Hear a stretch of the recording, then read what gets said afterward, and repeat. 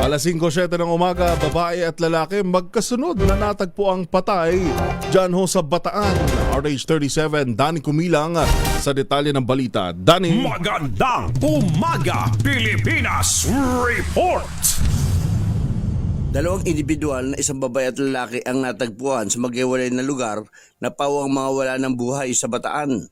Unang napaulat na nadiskubre ang isang 57 anyos na babaeng pasyente mula sa loob ng Female Ward Observation Unit 5 Maribeles Mental Wellness and General Hospital dakong alas 4:20 ng umaga. Ayon sa po ng investigasyon, nadiskubre ang kanyang bangkay ng mga kawani ng ospital habang minomonitor ang kalagayan ng kalusugan ng mga pasyente. Nabatid na ang biktima ay may iniindang karamdamang kabilang ang diabetes at sakit sa puso.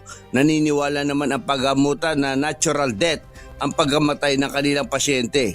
Sumunod na natagpuan patay ang isang lalaki na edad 55 anyos, isang security guard na natagpuan itong patay kahapon alas 8 ng umaga sa sitio Minanga, Barangay Mabayumurong, Bataan na sakop na ng SBMA. Batay sa investigasyon at sa salaysay ng anak ng biktima, bandang alas 5 ng umaga nitong Marso 31, 2026 kahapon ay umalis umano ang biktima sa kanila tahanan at ipinaalam nito na pupunta ito sa isang manghihilot dahil siya ay dumaranas ng alta presyon at diabetes. Hanggang sa matagpuan na lang ito sa nabanggit na lugar na wala ng buhay.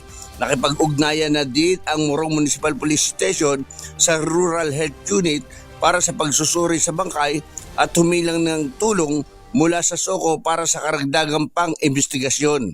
Danny Kumilang, RH37, DZRH, una sa Pilipinas, una sa Pilipino. Bagong balita.